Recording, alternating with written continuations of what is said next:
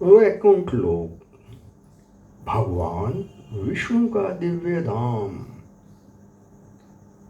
लघु भागवता मृत 1.5 247 250।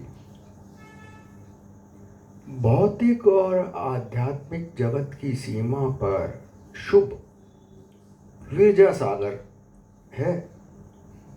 इसका जल वेद पुरुष के श्वेत द्वारा प्रकट बहुत हुआ है। इस सागर के दूर तट पर आध्यात्मिक व्योम में है शाश्वत अविनाशी अनंत आध्यात्मिक जगत, जो इस संपूर्ण ब्रह्मांड का 3/4 भाग है। इसे त्रिपद भी कहते हैं, जो शुद्ध सत्व से बना हुआ है। इसका कभी क्षय नहीं होता। यह ब्रह्मन का लोक है। यह अत्यंत कोटि सूर्य और अग्नि की भांति तेजवान है। यह कभी नष्ट नहीं होता। यह पूर्ण ज्ञान से समाविष्ट है। यह विशाल है। यह काल की प्रलय से अस्पर्श है। यह अपरिमेय है, इसको नापा नहीं जा सकता। यह वृद्धावस्था से मुक्त है। यह नित्य आध्यात्मिक सत्य है। यह जागृतता, निद्रा और गहरी निंद्रा जैसी भौतिक अवस्थाओं से परे है।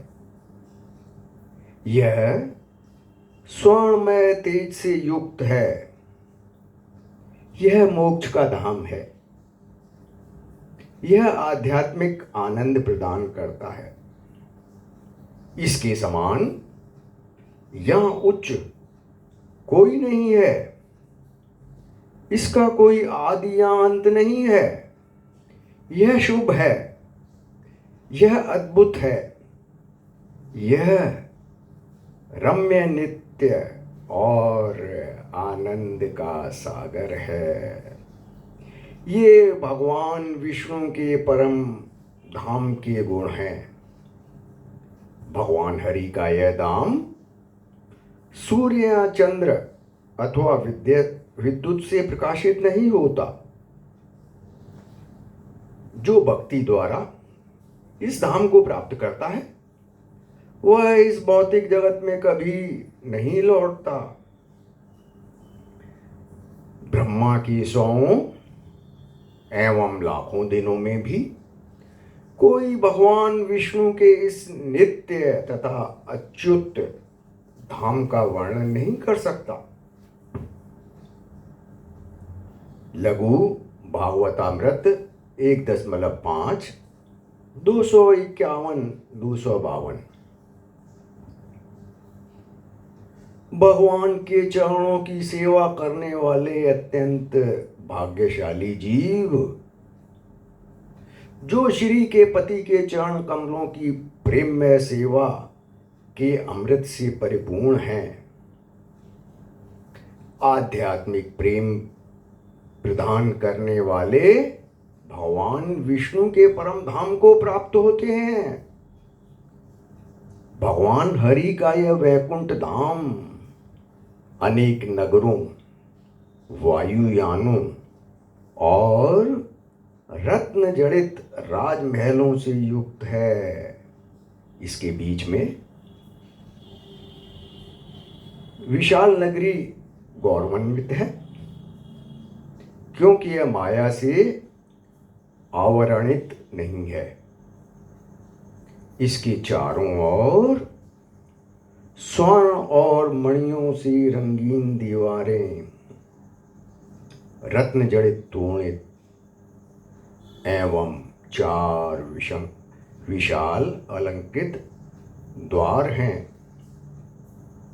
आगे लघु भागवतामृत 1.5 253 254। चाणक्य की अध्यक्षता में द्वारपाल कुमुद द्वारा यह रक्षित है। चांड और प्रचंड पूर्व द्वार का संरक्षण करते हैं। भद्र और सुभद्र दक्षिण द्वार, जय और विजय पश्चिम द्वार, दाता और विधाता उत्तम द्वार का संरक्षण करते हैं। कुमुद, कुमुदाक्ष, पुंडरीक, वामन, शंकुकर्ण, सर्वनेत्र, सुमुख और सुप्रतिष्ठित इस नगर की दिशाओं का संरक्षण करते हैं। हे सुंदर मुख वाली पार्वती। लघु भागवतामृत 1.5 256। इसके मध्य में मणियों से जनित दीवारें, विशाल द्वारों से सुसज्जित अनेक विमानों तथा महलों से परिवृत एवं सर्वत्र सुंदर अप्सराओं द्वारा सुशोभित भगवान का सुंदर राजमहल है। इसके मध्य में वेदों से बना हुआ सुंदर शुभ सिंहासन है, जो नित्य वेद पुरुषों और धर्म, ज्ञान, ऐश्वर्य एवं वैराग्य के देवताओं से घिरा हुआ है। लघु भागवतामृत 1.5.259।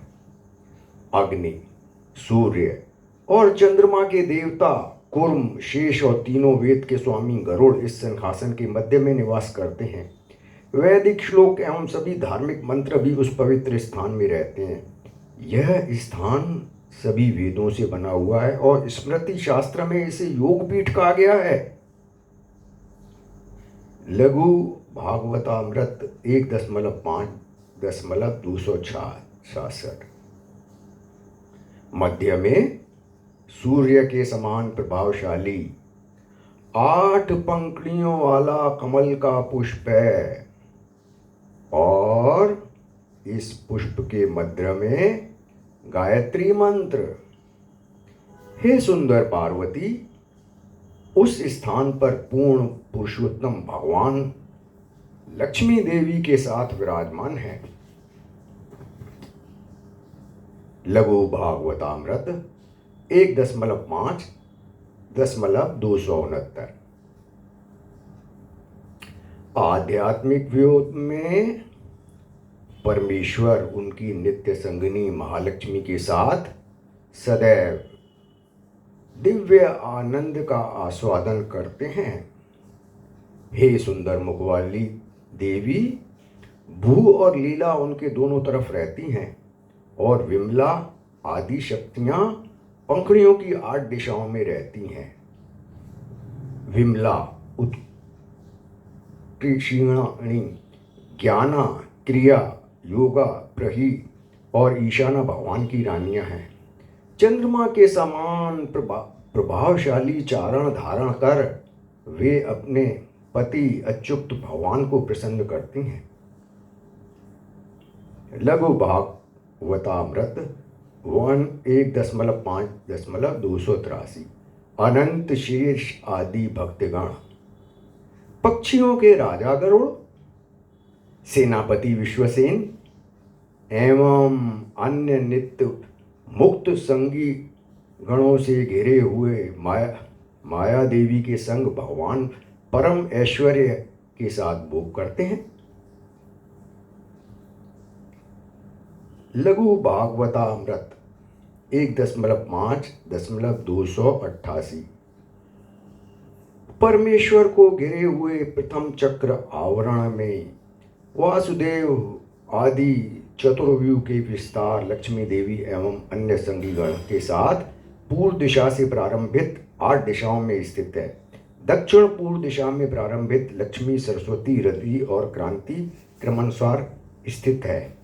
आध्यात्मिक व्योम के दूसरे चक्र में भगवान केशव से प्रारंभ होकर 24 विष्णु अवतार 8 दिशाओं में प्रकट होते हैं। इनकी गणना 3 समूह में कही गई है।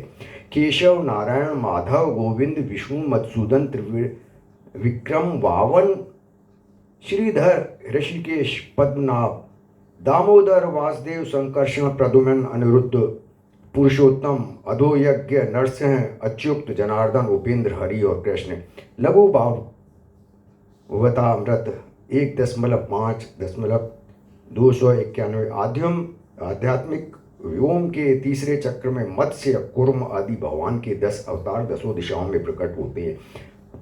आध्यात्मिक व्योम के चौथे चक्र में सत्य, अच्युत, अनंत, दुर्गा, विश्वसेन, गजानन, शंख आदि अनेक पद्म निधि 8 दिशाओं में प्रकट होते हैं। आध्यात्मिक व्योम के 5वें चक्र में ऋग्वेद से प्रारंभिक 4 वेद, सावित्री, गरण, धर्म और यज्ञ समान रूप से प्रकट होते हैं। आध्यात्मिक व्योम के 6वें चक्र में भगवान का शंख, चक्र, गदा, पद्म, खग, शार्ग, धनुष और मूसल प्रकट होते हैं। 7वें चक्र में इंद्रादि देवता प्रकट होते हैं। आध्यात्मिक व्योम में साध्य, मरुत, विश्वसेन सभी नित्य है। अन्य जो भौतिक जगत के स्वर्गीय शासक हैं वे अनित्य हैं। इस प्रकार अत्यंत सुंदर वर्णन भगवान विष्णु के धाम का वर्णित है। अन्य क्रमशः वर्णन आगे है। ये उस वर्णन का एक हिस्सा है। भगवान के संपूर्ण धाम का वर्णन तो ब्रह्मा जी भी नहीं कर सकते, फिर ये तो एक छोटा सा हिस्सा है और आगे क्रमशः है। हरे कृष्ण।